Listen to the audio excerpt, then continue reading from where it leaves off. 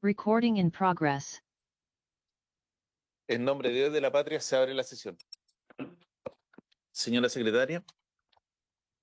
Gracias, señor presidente. De cuenta, solo tenemos la excusa de la ministra de Defensa Nacional, quien por motivos asociados a obligaciones propias de su cargo en actividades vinculadas a la visita del presidente de Brasil, no podrá asistir a esta sesión y concurre en su representación el subsecretario de Defensa, el señor Ricardo Montero. Gracias, secretaria. Ofrezco la palabra sobre la cuenta o puntos varios. Don Kenneth. Muchas gracias, presidente. Hemos estado trabajando intensamente los equipos legislativos con el Ejecutivo para poder sacar adelante buenas indicaciones en el proyecto de ley de infraestructura crítica. Nos hemos encontrado con un inconveniente que es la opinión de aquella infraestructura que está operada por privados.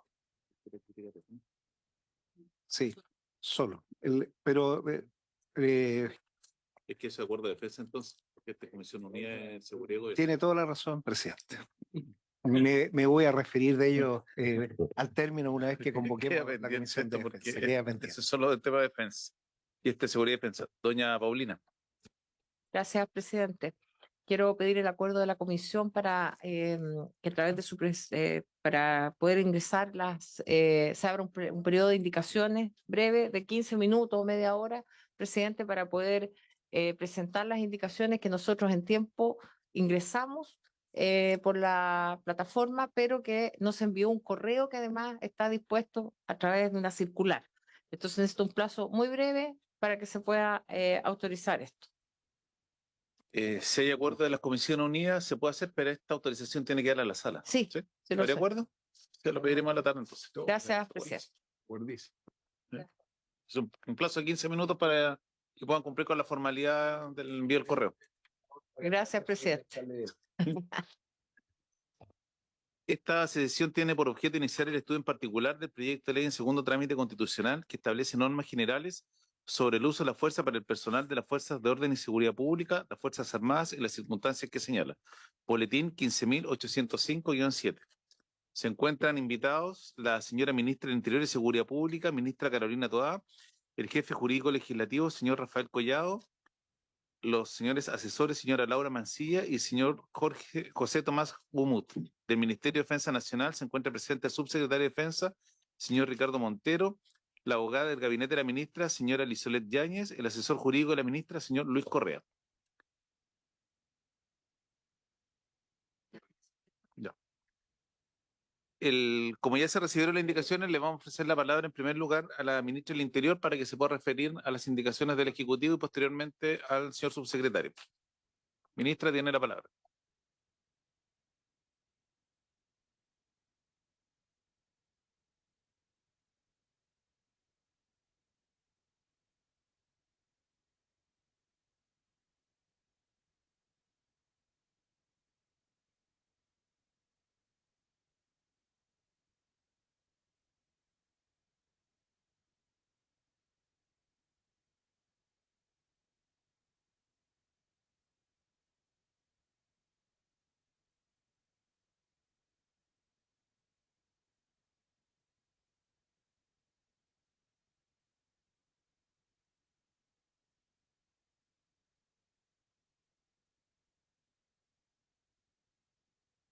Le pedimos a la prensa que se retiren ya, por favor, que vamos a comenzar la discusión.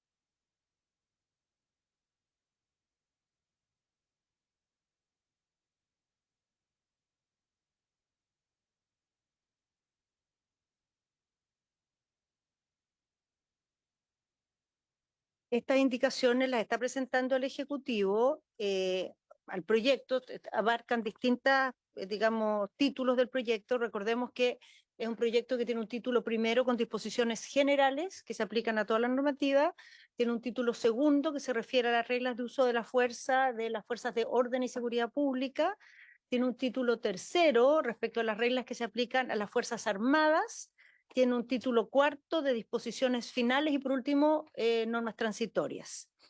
Las indicaciones son producto de dos ejercicios. Por una parte, comentarios en esta nueva ronda que recibimos por parte de los auditores de las Fuerzas Armadas y de las Fuerzas de Orden y Seguridad Pública.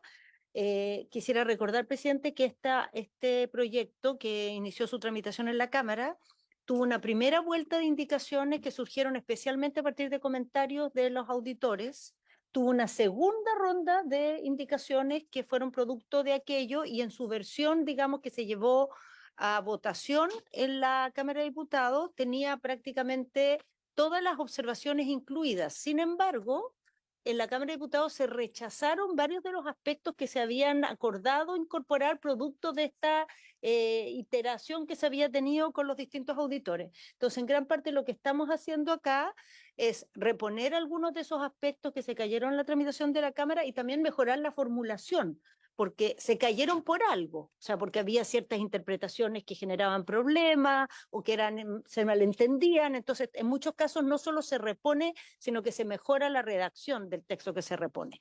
Y también hubo reuniones con las mesas de asesores, ahí sale la fecha, 1, 2, 3, 4, 5 reuniones con los asesores donde se estuvieron tratando estos temas. Entonces, fundamentalmente las nuevas redacciones son fruto de lo que se recogió en ese ejercicio. ¿Cuáles son las indicaciones que se presentan? La primera indicación es al artículo primero respecto al objeto del proyecto de ley, y ahí se explicita que las reglas de uso de la fuerza se aplican también a otras situaciones en que la ley o los reglamentos autorizan el uso de la fuerza y que en la forma en que estaba originalmente definido no quedaban comprendidas. Por ejemplo, cuando los carabineros actúan de franco o los funcionarios policiales actúan de franco, que de la manera en que estaba redactado no se aplicaría y con esta nueva, digamos, definición sí se aplicaría.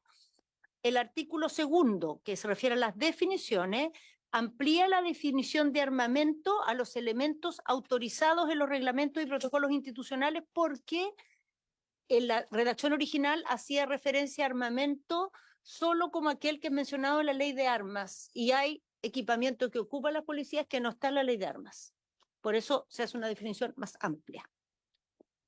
En el artículo tercero, que también es sobre las disposiciones generales respecto a los principios, en el enunciado se elimina la referencia a disposiciones jurídicas porque es innecesario. Originalmente decía estos son los principios sin perjuicio de lo que digan otras disposiciones jurídicas.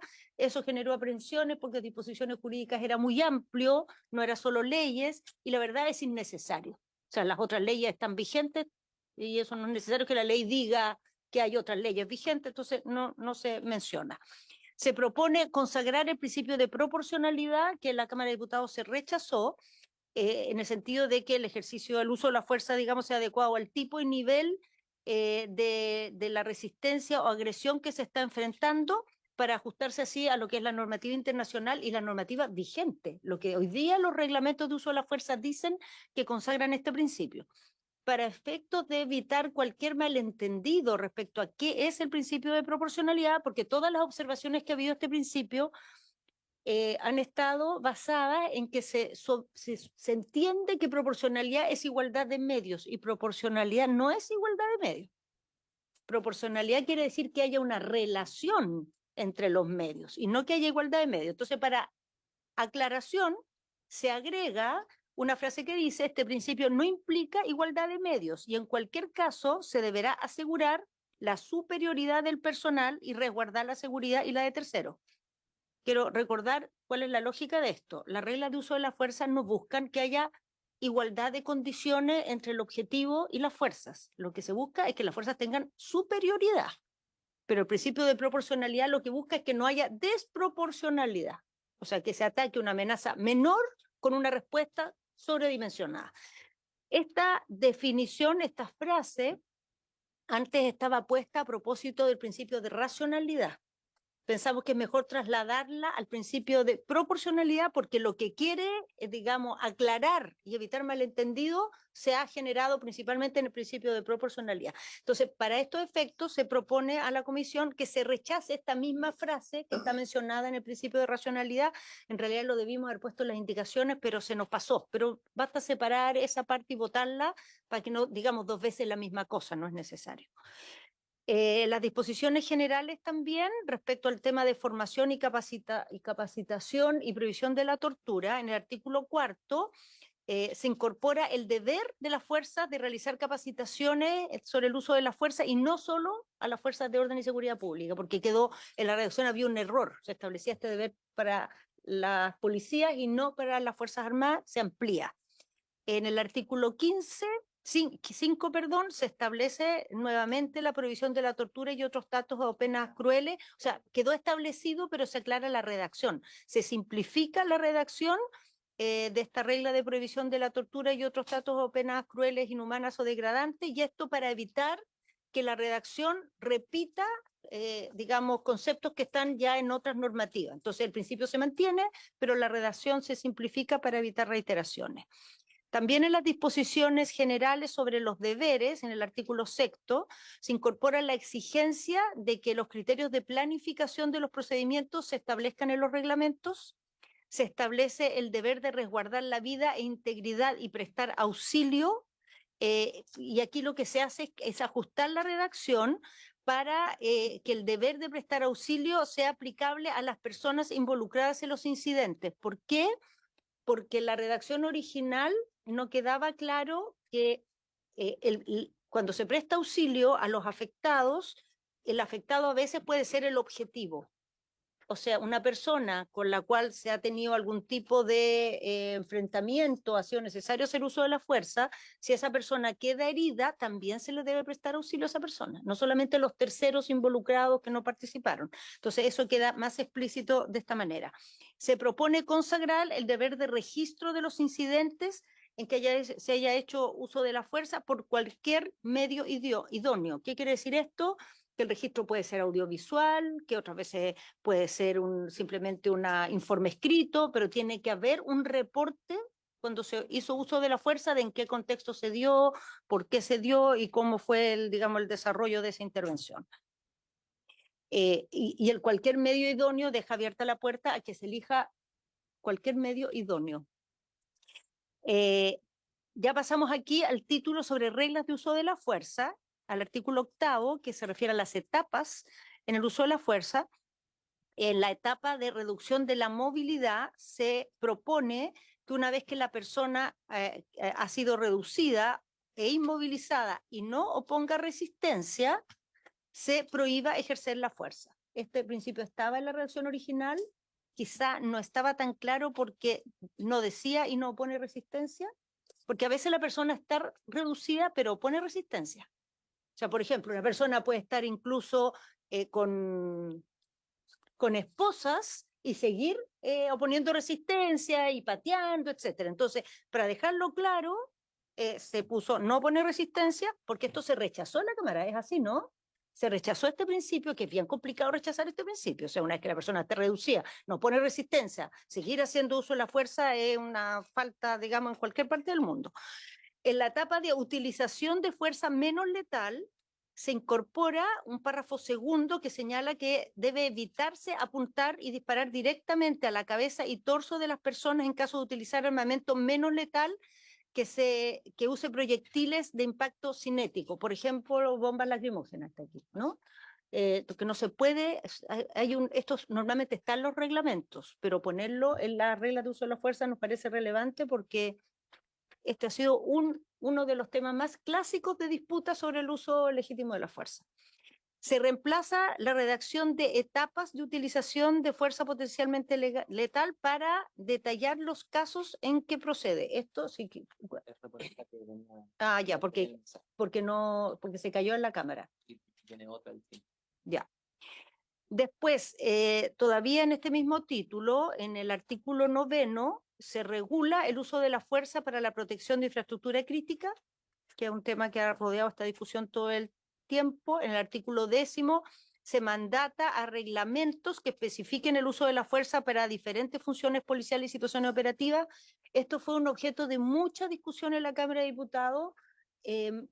Nunca logramos como entender cuál era la preocupación que había. Hoy día todas las reglas de uso de la fuerza son de nivel reglamentario, pero el hecho de que tengamos una ley no reemplaza 100% los reglamentos, porque las reglas de uso de la fuerza son muy generales, pero después tienen bajadas a procedimientos específicos. No es de igual un desalojo que una intervención de orden público, ¿no? Y la manera en que se enfrentan esas situaciones y las normas que se aplican tienen que adaptarse a esas distintas situaciones, y las policías requieren esa orientación, no les basta con los principios generales de la ley. Entonces, no sé por qué había esta aprensión en la Cámara de que esto iba a contradecir la ley. Obviamente los reglamentos no pueden contradecir la ley, los reglamentos detallan la ley, pero no la pueden contradecir.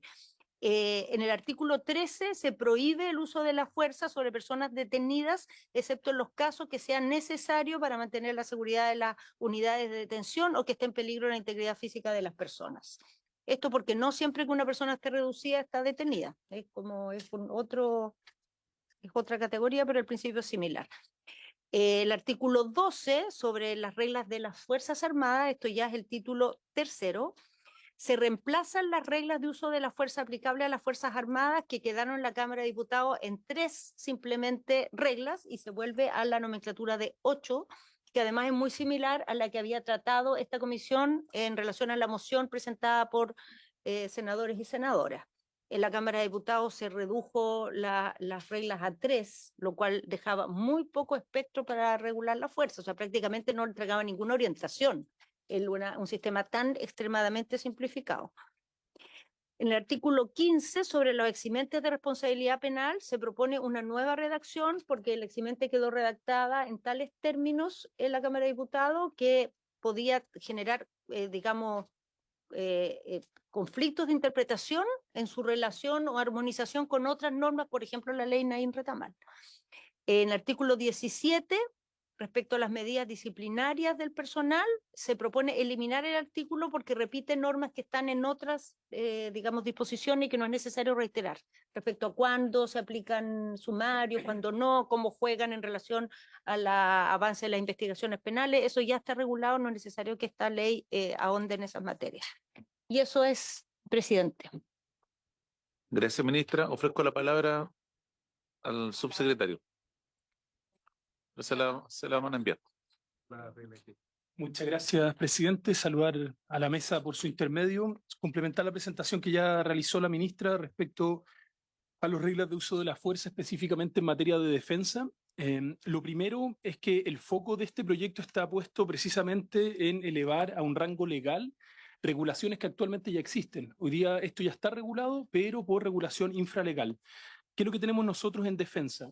En defensa tenemos un mandato general, el artículo 101 de la Constitución de nuestras funciones, y igual realizamos tareas permanentes vinculadas a seguridad pública.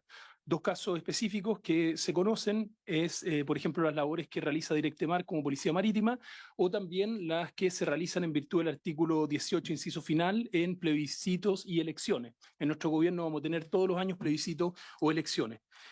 Esto ya está regulado, y no solo está regulado por nosotros, está regulado desde el gobierno pasado en las últimas actualizaciones. Voy a dar algunos ejemplos para mostrar cómo se ha ido construyendo esta propuesta de norma que realiza el Ejecutivo. Por ejemplo, en el artículo 18, vinculado a las elecciones, hay una ley de votaciones populares y plebiscitos que indica que los ministros tienen que dictar ciertas disposiciones para materias vinculadas a reglas de uso de la fuerza. ¿Cuál es la que está vigente hoy? La que hemos usado durante todo este gobierno es una del 2020 que fue firmada por el presidente Piñera, el ministro Desbordes y el ministro Pérez. ¿Qué es lo que regula, por ejemplo, hoy día los estados de excepción constitucional? Tanto el de la macrozona sur como cuando hay un incendio, como hay una inundación. Es un decreto también del 2020 que fue firmado por el presidente Piñera, el presidente Espina, que es lo que regula la macrozona Espina. Le mando saludos al exministro. Respecto a lo que regula el norte, es un decreto supremo firmado por el presidente Boric, la ministra Toa y la ministra Fernández. ¿Por qué hago referencia a esto? Porque la construcción de la norma que hoy día presentamos es parte de esa evolución legislativa o de regulación infralegal, y es eso parte de lo que traemos acá. Uno de los tópicos que señalaba la ministra es el de proporcionalidad. Y se ha puesto como que apareció esto en este momento, y no, es considerado cuando se regulan las elecciones por el presidente Piñera, cuando se regulan los estados de excepción constitucional también por el presidente Piñera, y por cierto en el norte por el presidente Boric. Y si uno revisa la redacción de proporcionalidad que está incluido en todas esas regulaciones, es prácticamente la misma, y la que propone el Ejecutivo, como hizo referencia la ministra, viene a complementar y a disipar cualquier posibilidad de duda en esta especie de empate que se ha planteado. Respecto al número de normas, que otra de las cosas que también hacía referencia la ministra, para nosotros es muy importante que sean normas lo suficientemente generales como para que tengan una bajada operativa, pero lo suficientemente claras para que puedan ser operadas. Este tipo de norma, con cada una de sus reglas, va a llegar al personal de las Fuerzas Armadas y tiene que estar pensada para que llegue, por ejemplo, un conscripto con 6 meses de entrenamiento. Y para eso es fundamental reponer las 8 normas. 3 es demasiado poco y no queda lo suficientemente claro. Vuelvo al tema de las normas. ¿Por qué 8? Estas normas también vienen de los reglamentos, o sea, de los decretos supremos anteriores del presidente Piñera y el presidente Boric. Eran 8 o 9 y esa novena también se entiende contenida dentro de la ley que estamos tramitando hoy día. Esos son como criterios generales desde Defensa. Esto ha sido fruto de un trabajo integrado con Interior, con los auditores del Ejército, que ha visto cada uno de los nudos críticos desde el inicio de la tramitación y también en la transición desde el primer trámite constitucional hasta el segundo. Así que con eso dejo ahí, presidente. Gracias, subsecretario. Ofrezco la palabra. Senador Castro. Gracias, presidente. Saludar a la ministra, al subsecretario. Y 3 interrogantes plantearle.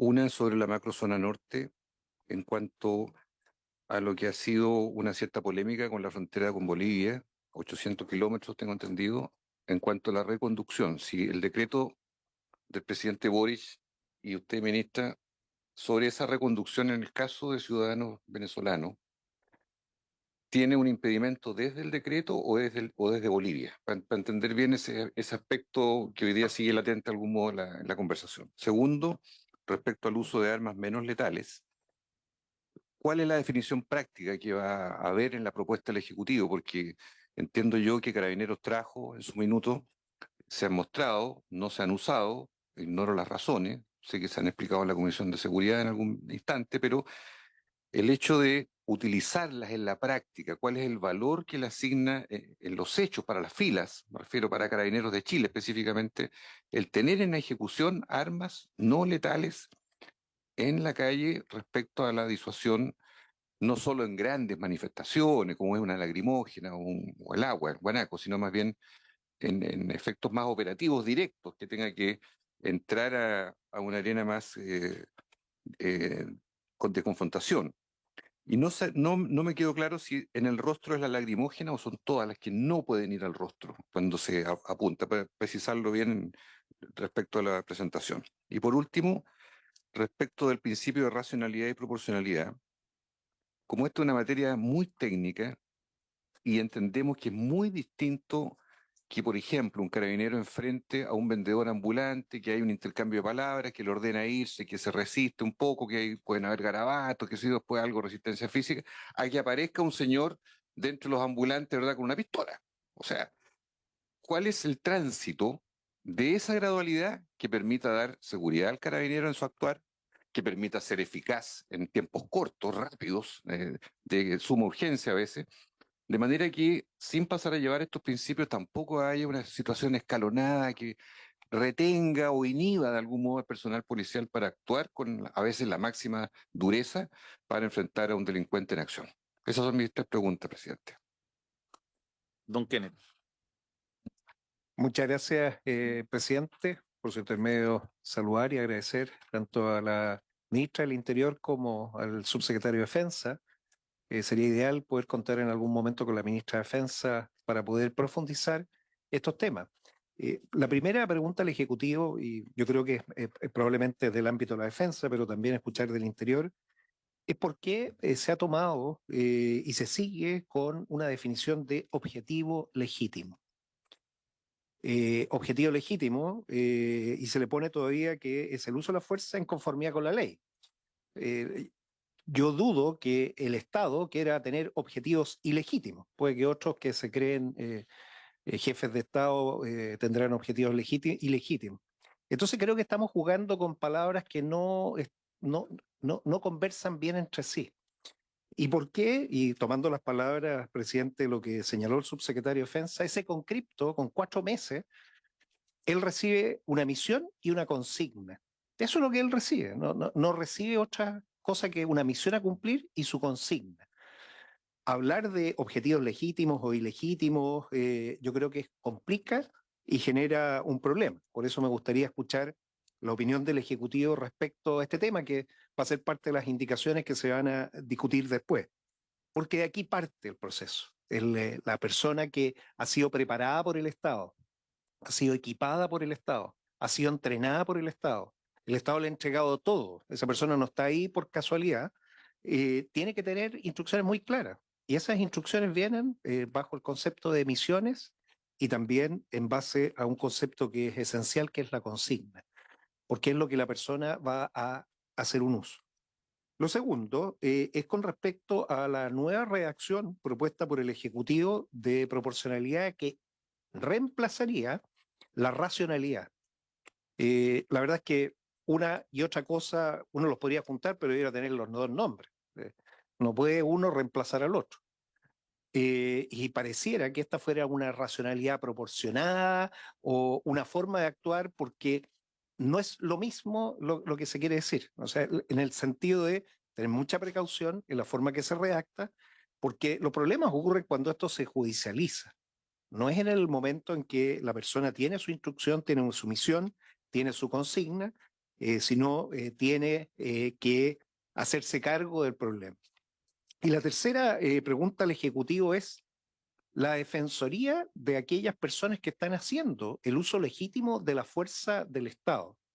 ¿Qué opinión tiene el Ejecutivo respecto a esa defensa de aquellas personas que fueron entrenadas por el Estado, equipadas por el Estado, preparadas por el Estado y ordenadas por el Estado? ¿Cuál es la visión respecto a la defensa que tienen que tener esas personas? Eso sería, presidente. 3 preguntas. Gracias. Senador Durana.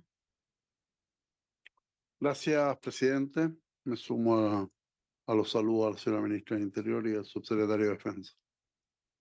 En la línea de lo que ha planteado el senador Castro en relación al uso de armas o de elementos disuasivos que tiene Carabinero, y dado de que este proyecto de reglamento del uso de la fuerza es una antesala al proyecto de infraestructura crítica, ¿cuál es la proporcionalidad que van a tener las Fuerzas Armadas?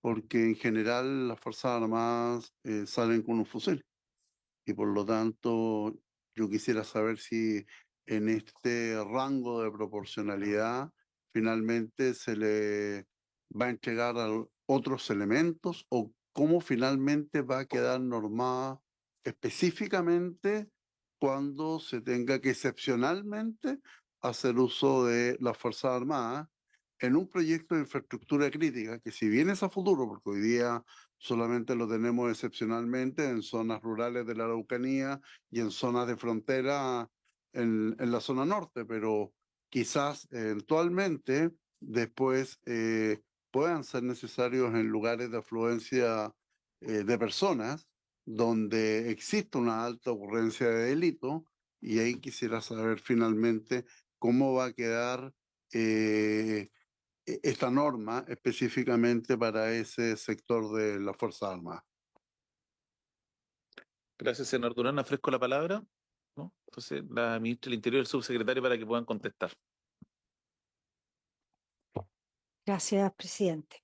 A ver, primero yo agradezco la pregunta del senador Castro porque me tocó ver un panel de televisión el otro día, antes de ayer, senador, donde se habló de este tema y estaba pero pegada a las lámparas con las cosas porque en ese programa se entendió que Chile había tenido un acuerdo con Bolivia para no reconducir.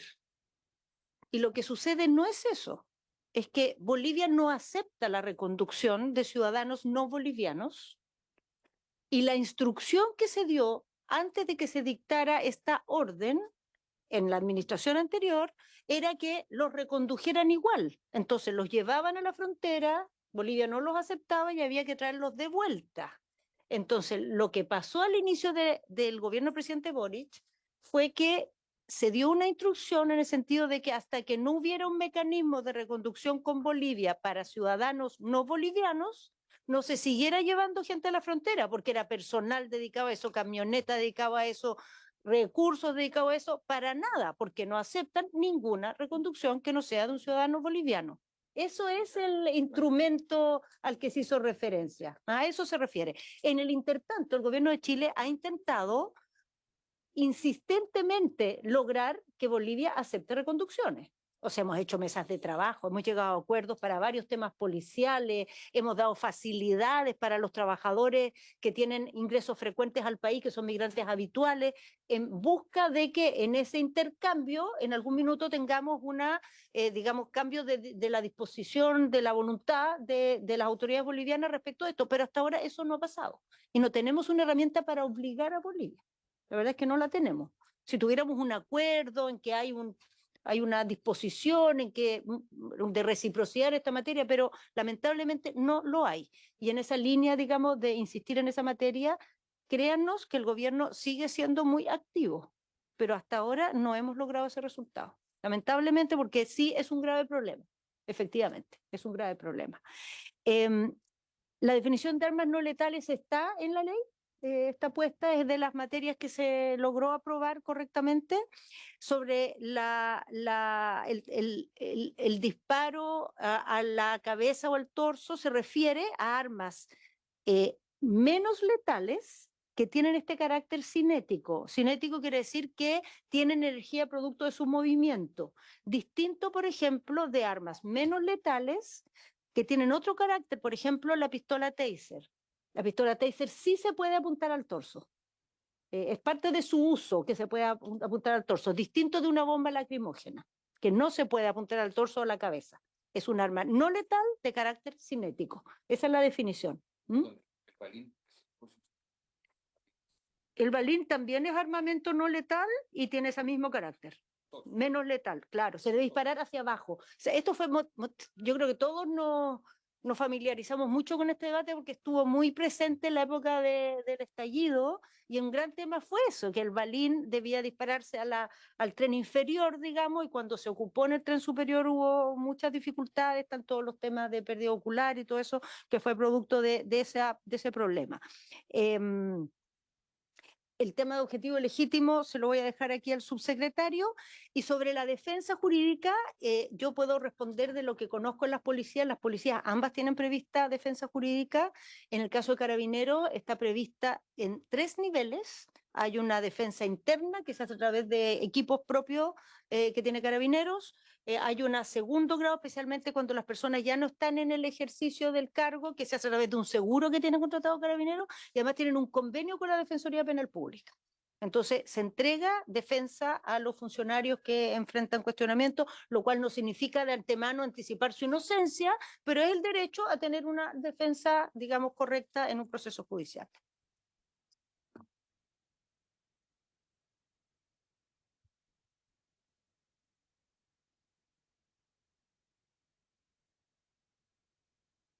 Senador Santón. Perdona, presidente. Es que la ministra hablaba de los balines. La verdad que el problema del estallido social, las escopetas no usan balines, usan perdigones, que es distinto. Y el perdigón es casi imposible no pegarle en la cara a alguien porque son difusos. Lo que usaba investigación y gendarmería, esa tiene balines de goma, que es la que se tira al suelo. ¿Ya? Ahí está la diferencia. El senador Durán, después el subsecretario. Solamente preguntarle a la ministra, porque ella explica muy bien que Bolivia no acepta la reconducción de extranjeros que a lo mejor tratamos de que vuelvan a salir por Bolivia. Pero el mayor problema es que los que vienen de Bolivia tampoco los aceptan. Es decir, ahí mismo en frontera no los aceptan, aún sabiendo que vienen desde Bolivia. Y ese sí que es un mayor problema, y esa es la situación concreta que vive Colchane. No, perdón, presidente. Efectivamente, o sea, estamos hablando de personas que entran a territorio nacional a través de Bolivia y cuando Chile va a la frontera y dice esta persona ingresó desde Bolivia, no viene documentada, no trae, intenta devolverla, Bolivia no los acepta, salvo que sean ciudadanos bolivianos. Eso es el problema. Presidente, una cosa. Senadora Sandón. El mismo tema. Hay una institución, ¿no? Una asociación que se llama CAN, que es la Comunidad Andina de Naciones. En la CAN, cualquier ciudadano colombiano, ecuatoriano, peruano y boliviano, Bolivia tiene la obligación de recibirlo por convenio. Lo que no reciben son venezolanos. Los venezolanos no, porque no son parte de la CAN. Primer punto. Segundo punto, la lógica que yo veo que está planteando el senador Castro es esas personas que pasan por pasos que no son habilitados. Cuando pasan de aquí para allá, perdón el vocabulario, pero los bolivianos los devuelven a patadas, no los dejan pasar, los amenazan que les van a disparar y los devuelven. Los nuestros al revés, porque los toman y los llevan, por supuesto, al paso fronterizo y por supuesto que no lo van a devolver. El tema es cómo paramos en ese momento, cuando están pasando la línea, que sepan que no pueden pasar. En el ejemplo que tuvimos nosotros, una reunión que tuvimos en el norte, de una anécdota que pasó en la frontera con Perú, fue lo mismo. 40 personas, 12 les votaron vulgarmente a Choro, esos no los pudieron, los tuvieron que recibir y terminaron en Santiago. Los otros 39 fueron capaces de volver. O sea, ahí hay una actitud en la mitad del desierto que tienen los peruanos y los bolivianos que es totalmente distinta a la nuestra. ¿Y qué decían los funcionarios bajo cuerda? Decían, sí, pues es que si nosotros hacemos algo terminamos todos procesados o nos están acusando de esto. Eso es lo que decían. Y también una cosa que es muy importante en el control es que lo que reconocían bajo cuerda es que el pueblo de Colchane hoy día vive y el negocio son los migrantes. Y la persona que nos llevó, íbamos en una van nueva, no sé si se acuerda, senador Flores, nueva, que nos dijo, esta me la regaló Colchane. Así, claro, dijo, me la regaló Colchane. Yo la compré por traer migrantes ilegales hacia abajo. Entonces, hay un tema práctico ahí también bien importante. Un nuevo mercado, compañero. Muchas gracias, presidente. Voy a tomar para complementar algunos de los puntos que se han señalado. Primero voy a volver al tema de la proporcionalidad porque salió de nuevo en las preguntas y quería hacer referencia al decreto hoy día que regula el caso de las elecciones. Habla de el tipo y nivel de fuerza empleada y el daño que pueda razonablemente resultar debe considerar la gravedad y la ofensa y ser proporcional al objetivo de la consigna. Eso es lo que habla la regulación en esa época del presidente Piñera respecto a elecciones. Replica exactamente lo mismo y esa regla, por cierto, rige ahora. Replica exactamente lo mismo en materia de estado de excepción constitucional. O sea, se replica y es un principio que seguimos utilizando y está vigente actualmente. El que hizo el presidente Boric se basa exactamente en lo mismo para el norte, que es un decreto con fuerza de ley y hay una adaptación específica.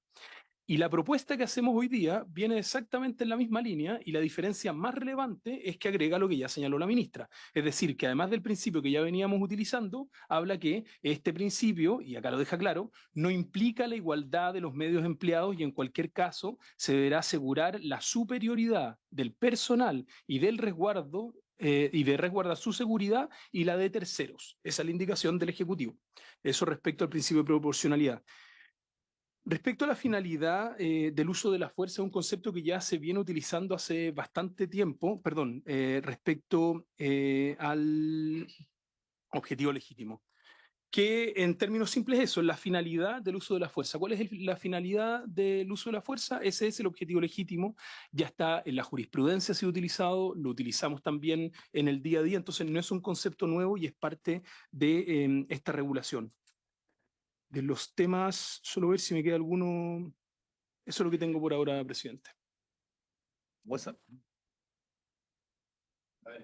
Sí, solo no pretendo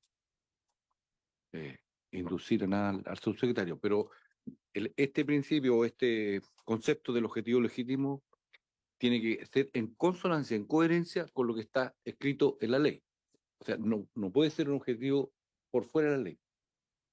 Si se va a proteger una torre, si se va a proteger la actuación, por lo tanto, del funcionario, es en consonancia con la ley. eso como que faltó la otra parte. Senador Flores. Presidente, en el sentido práctico, escuchaba la exposición del Ejecutivo. La pregunta es una cuestión procedimental. ¿Cuál es el timing que tiene definida la comisión para terminar con las exposiciones e iniciar la votación que corresponda hacer, presidente, para poder saber el horizonte de este debate? Gracias. Senador Santón.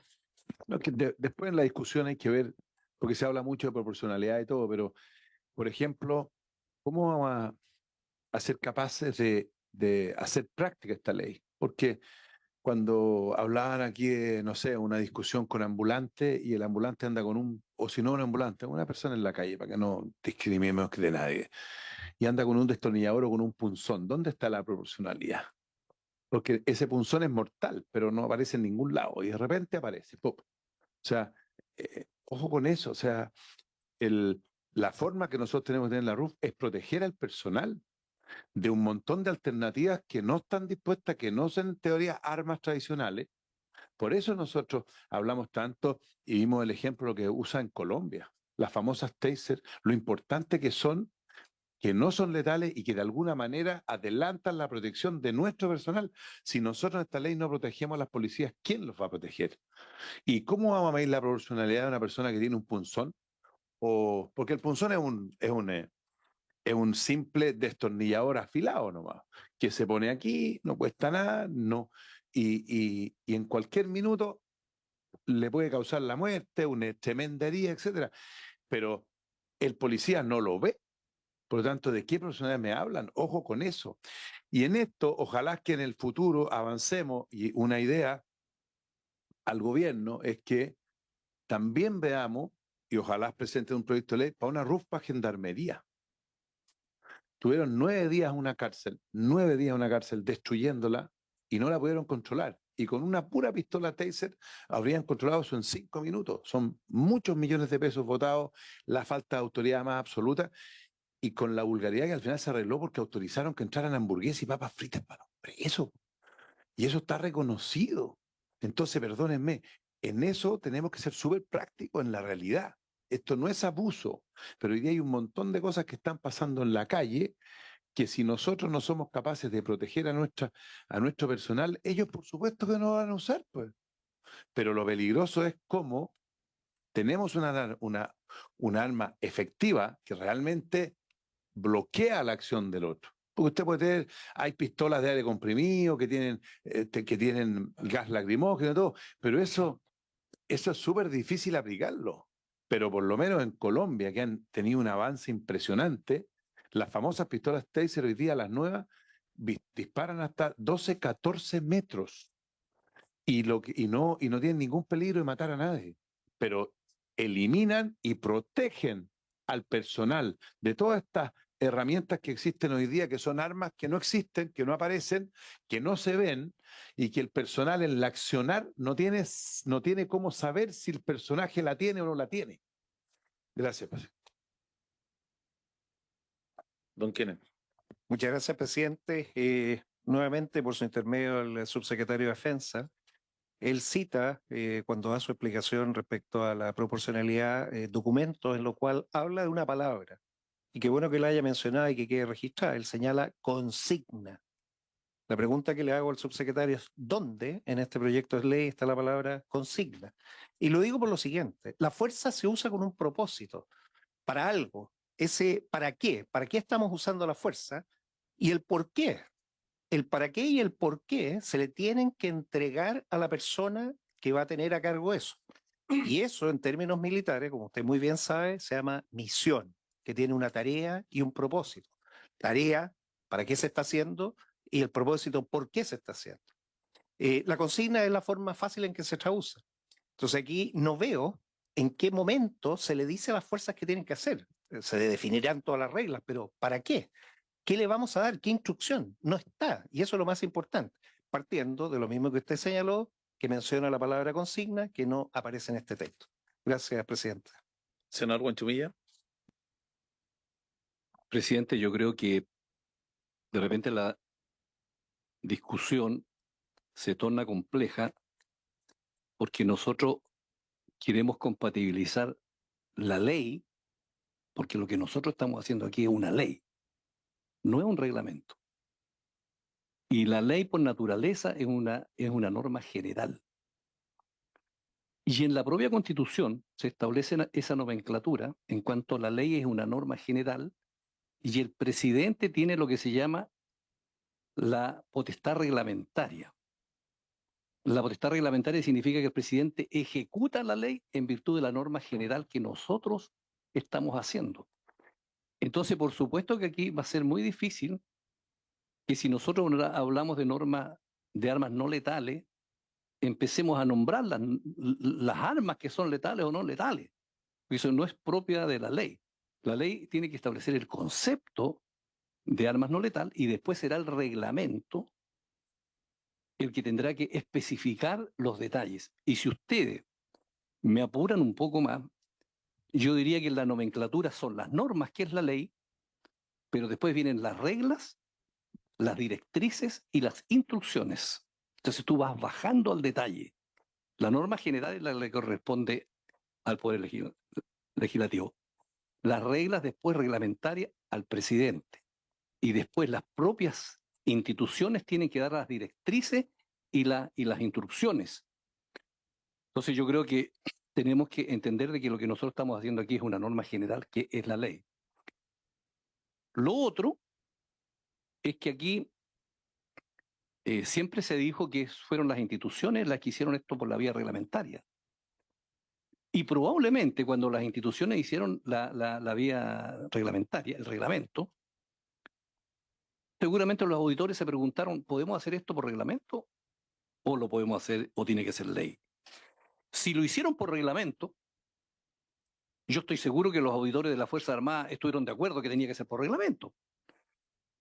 Porque si no hubiera estado de acuerdo, ellos mismos habrían dicho, mire, estamos quebrantando la Constitución, porque esto tendría que ser por ley.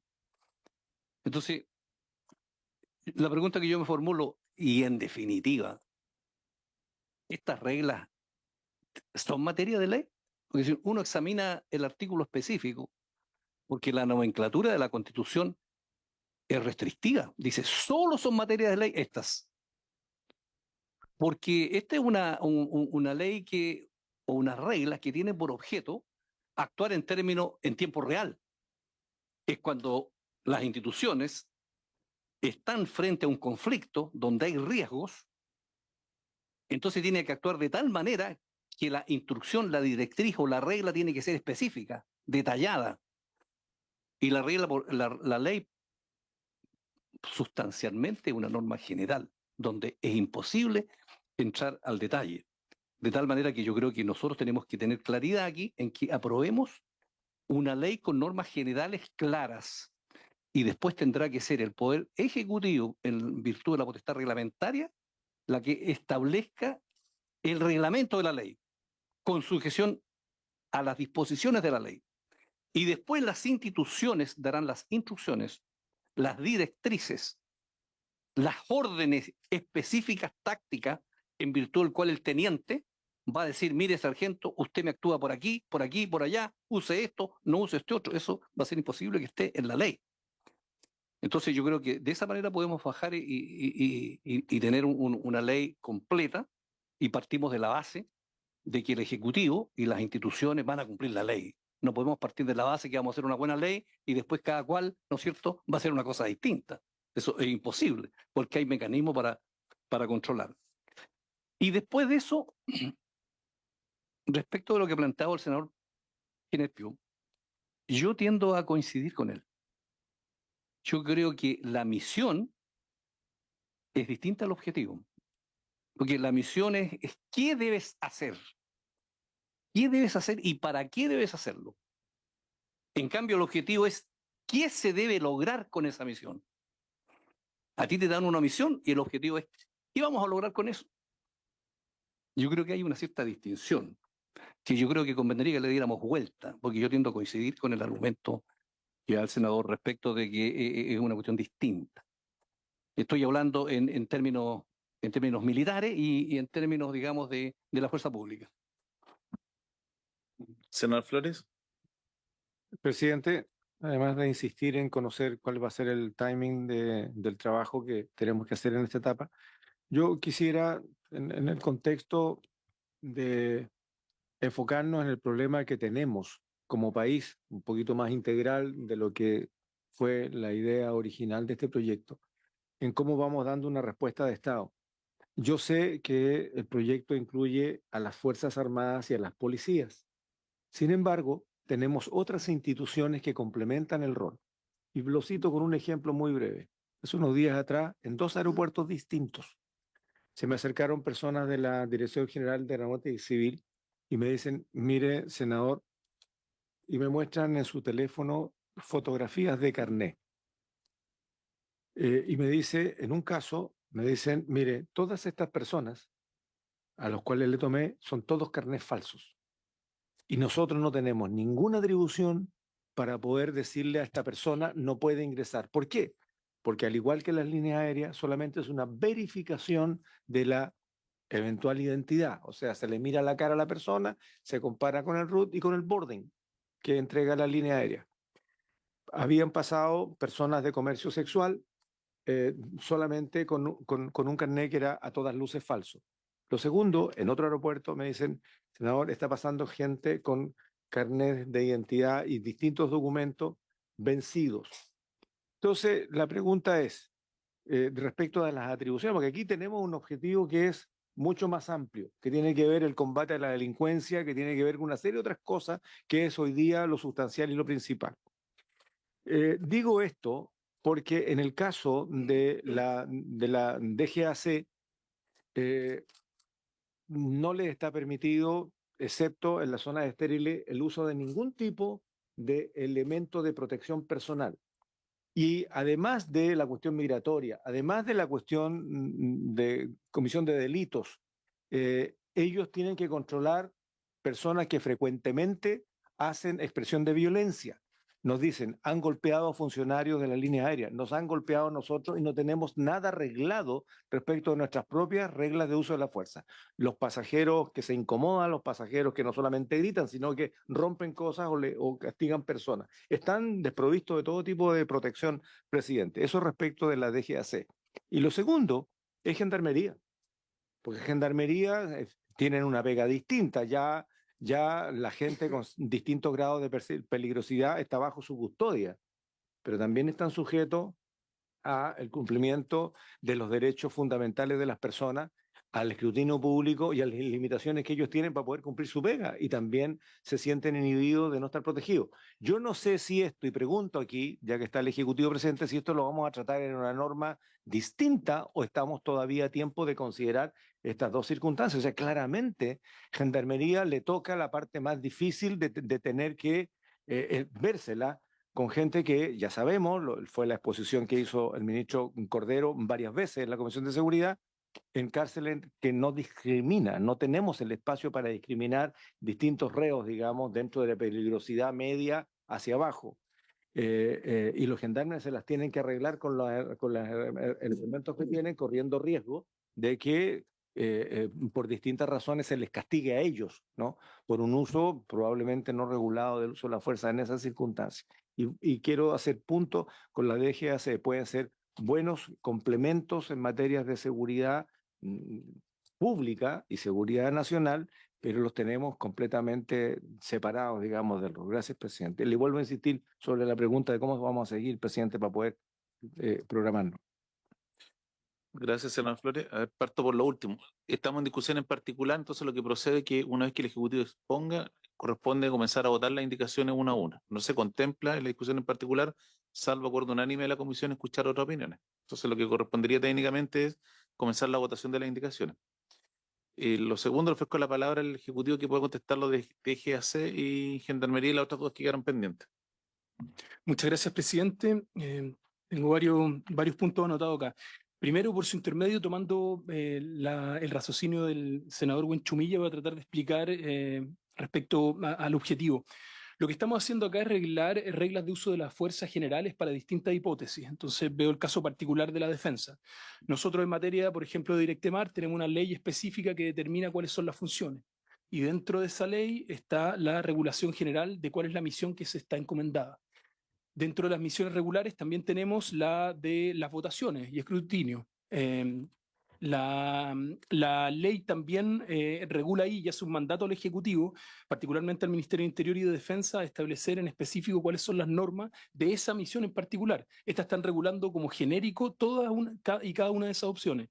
El caso de los estados de excepción constitucional sucede lo mismo. Hay una norma general que hoy día está vigente que no es lo mismo que lo que tenemos ahora, porque lo que estamos planteando ahora es mejor, es más completo, pero en base a eso se regula y se regulan estados que son distintos. Por ejemplo, el de excepción constitucional por emergencia, que es el que tenemos en la macrozona sur, o el de catástrofe, que es el que utilizamos en incendios y en otro tipo de catástrofes naturales.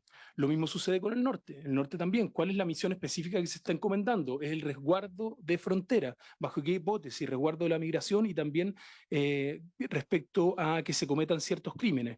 Y esta es la norma general que va a regular el uso de fuerza en esas hipótesis particulares. Y esto va a ser complementado, y esto es muy importante, y de nuevo continuando con la línea de análisis, la ley plantea que van a haber reglamentos que van a complementar esa ley. Eso es parte también de la bajada. Y parte de los artículos que ya fueron aprobados en el primer trámite constitucional están contenidos como resoluciones en el artículo 12, que dice claramente, respecto a la regla de uso de la fuerza en el ejercicio de sus facultades, el encargado militar podrá precisarlas a través de resoluciones que especifiquen la actuación necesaria de cada uno de esos despliegues operativos. Eso ya está aprobado y está en el artículo 12. De las otras preguntas que han ido saliendo, efectivamente hay una discusión respecto a Gendarmería y respecto a DGAC. Entendemos que está fuera de las ideas matrices de este proyecto, que hay una regulación constitucional de dos órganos que están regulados constitucionalmente. Estos son las Fuerzas Armadas y las policías como fuerzas de orden y de seguridad pública. Respecto a la DGAC tiene varias particularidades. Tiene una regulación particular de la institución, es una institución que es dependiente del Ministerio de Defensa, que está a cargo de un general de la Fuerza Aérea y que tiene normas específicas. ¿Cuál es la particularidad respecto a lo que hemos venido discutiendo hoy? Que todas esas personas que realizan temas vinculados a la seguridad en el interior, y esto es importante, en el interior de aeropuertos, son civiles, que tienen un curso previo, tienen una preparación, pero no son militares. Entonces es una línea distinta de trabajo, y ahí también dentro de esta regulación interna de GAC hay casos particulares en que se puede usar armamento y otras materias. Respecto a la situación particular que plantea, senador, por su intermedio, presidente, voy a averiguar más antecedentes a través de la subsecretaría para las Fuerzas Armadas, el subsecretario Galo, particularmente respecto al uso de los carnets. Y finalmente, en la hipótesis que planteaba por su intermedio, presidente. Mire, es que si bien es cierto no tiene que ver con el proyecto, aprovecho de aclararlo. El problema es que en los aeropuertos no hay policías. Entonces no saben qué hacer, ellos solamente verifican. Lo digo esto porque el esfuerzo es nacional y tiene que ser amplio. Entonces hay una institución que le digo, me pasó a mí en 2 casos y me dicen, lo que pasa es que en este aeropuerto no hay policías. Entonces, ¿qué hacemos con una persona que claramente me exhibe un documento falso, que sabemos que va a comercio sexual o que creemos que va con cierta certeza que va a comercio sexual? Sabemos, sí, nacionales. No, nacionales, son movimientos internos de personas que claramente están cometiendo una ilegalidad. Lo digo esto porque tenemos que ampliar la mirada. Y tenemos que ampliar la mirada a que distintas instituciones pueden colaborar con otras, porque esto se nos amplía, ¿no? Ya sabemos cómo está actuando el crimen organizado, ya sabemos dónde van clavando la bandera distintas organizaciones, ya sabemos cómo está pasando y por lo tanto vayamos preparando las regiones también, presidente. Por lo tanto, yo creo que hay que hacer algunos ajustes en algunas instituciones para que puedan colaborar, porque solamente mirar lo que está pasando y dejarlo pasar tal cual no ayuda. Si le damos alguna atribución y le decimos, mire, usted tiene, no sé, o sea, lo traigo a colación, presidente, porque esto está cambiando, es dinámico. Entonces hay que hacer algunos ajustes institucionales, algunos serán de reglamento, otros serán de ley, otros serán, en fin, pero tenemos que darle una mirada un poquitito más amplia a lo que nos pasa y cómo respondemos. Termino el último punto que me queda. Tomamos nota por su intermedio, presidente, senador, de lo que plantea, y efectivamente hay un trabajo hoy día en que participan distintos actores. En tema internacional está la PDI, en tema del espacio público siempre va a estar Carabinero y siempre va a estar habilitado para actuar, y en caso de aeropuerto la DGAC, pero tomamos nota de lo que plantea de la interacción dentro de esa situación en particular. Y solo para no dejar sin responder, esta es una norma general que no se puede hacer cargo de todas las situaciones específicas en que sea necesaria la utilización de fuerza. Yo entendería por la narración que hace el senador Osandón por su intermedio presidente, que en el caso de una agresión potencial, o sea, que sea una agresión potencialmente letal, que es el caso de un punzón o de un atornillador, se cumplen todos los presupuestos para que pueda actuar la autoridad. En el caso de que no sepa dónde está o no lo vea, bueno, esas son hipótesis que puede ser replicable para un atornillador, para un cuchillo, también para una pistola. Pero en esta hipótesis que usted planteaba, senador, sí tiene la atribución para poder actuar, sin lugar a dudas. El problema es que si no lo tiene, termina procesado y lo hacen zumbar. Pero a ver, ¿cómo? No, no, por supuesto. O sea, si hay un procedimiento en que se termina asesinando a una persona que no era un peligro, ciertamente eso tiene que ser evaluado por un juez. A una persona que se pasa una luz roja no se le puede disparar. No se le puede disparar. Ya, es que para eso está hecha la ley, para el mal uso de la fuerza, no para el buen uso de la fuerza. Cuando la fuerza se ocupa mal, de manera desproporcionada, cuando se actúa con fuerza letal y no hay una amenaza a la integridad, eso no es aceptable. Ahora, ciertamente hay un área de evaluación que el profesional, por eso es profesional. Por eso no es solo una persona con un curso de armamento, es un profesional porque tiene que poder evaluar en esas condiciones el riesgo que hay. Y ciertamente aquí en la ley va a haber la comisión, digamos, cuando entremos en particular, que está puesto arriba de la mesa el que haya condiciones para hacer esa evaluación. A veces no la hay. Y además está la teoría del error, que no solo existe a propósito de esto, pero muchas veces, por ejemplo, una persona que es una amenaza porta, por ejemplo, en un bolsillo algo que parece un arma y después resulta no ser un arma. Eso también tiene que ser ponderado. No solo lo que era, sino que lo que pudo haber sido. Y no había cómo identificar qué era o no era en ese momento. Y las condiciones de estrés en que se hace esta evaluación.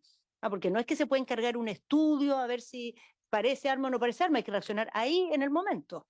Pero ciertamente no es que nosotros en esta mesa no podamos imaginarnos una reacción de una fuerza de orden o de una fuerza armada, de digamos, un efectivo que es desproporcionada y que es inadecuada. La puede haber. Y la ley la tiene que sancionar.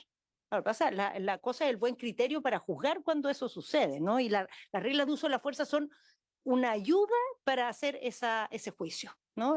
Son elementos que el juez va a tener en cuenta, además de los elementos de hecho, que esos son de cada caso. Presidente, sobre la DGAC y Gendarmería, ¿por qué no están en esta ley?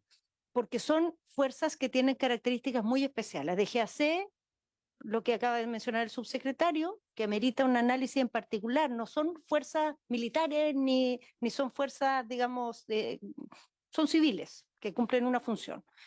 En el caso de, claro, es una especie de guardia de seguridad especial, entonces queda como en una condición ajena a lo que tiene como lógica esta ley. En el caso de Gendarmería, son funcionarios públicos, sin embargo, actúan respecto de personas que están privadas de libertad. Y eso es toda otra nomenclatura, porque no son personas que están libres, están bajo la tutela del Estado. Entonces, ese debate, claro que lo pudimos haber metido acá, pero tiene una complejidad en sí mismo distinta por esta característica. No se puede actuar de la misma manera en los dos casos, ¿ah? Porque en uno está el medio libre y en otro es un medio que es responsabilidad del mismo Estado otorgarle seguridad. Entonces, la manera en que eso se evalúa y se pondera tiene características propias que no nos pareció prudente, y ha sido bastante complejo este debate, meterlas acá adentro, ¿ah? Que nos tendrían bien complicados si no fuéramos con eso.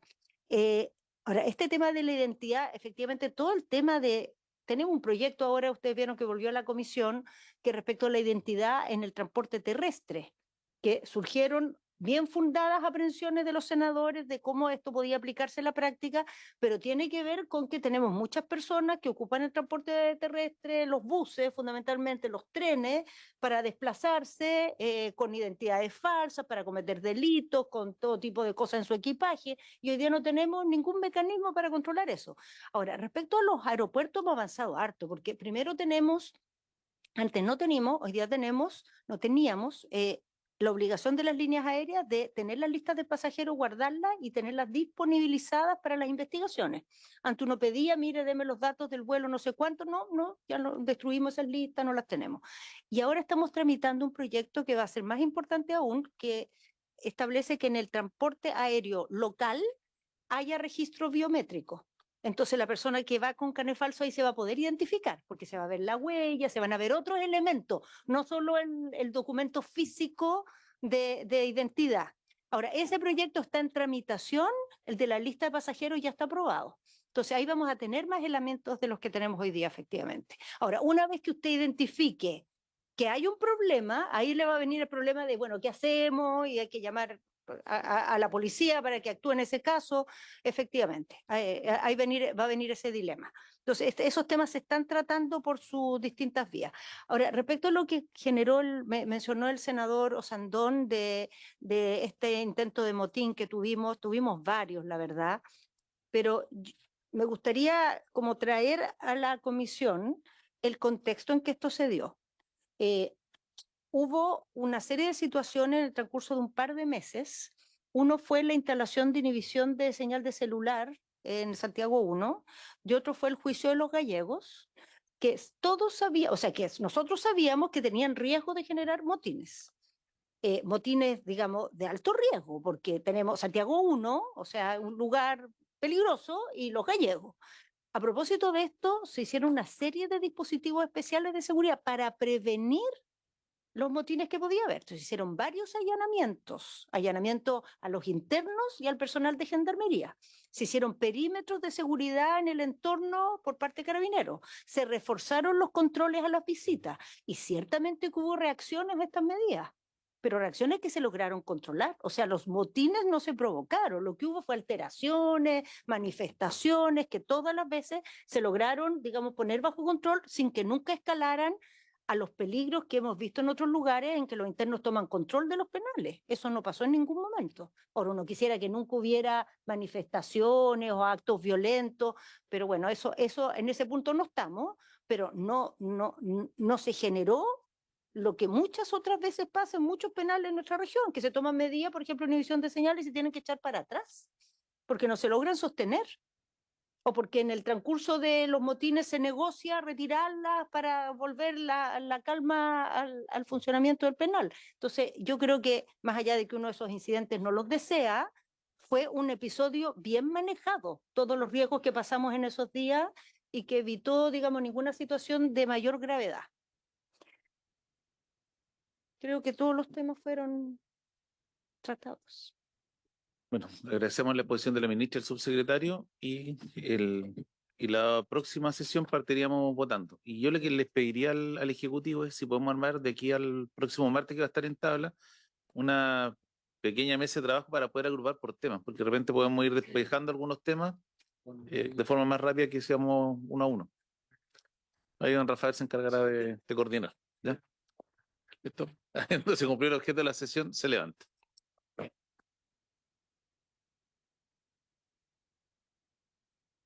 Recording stop.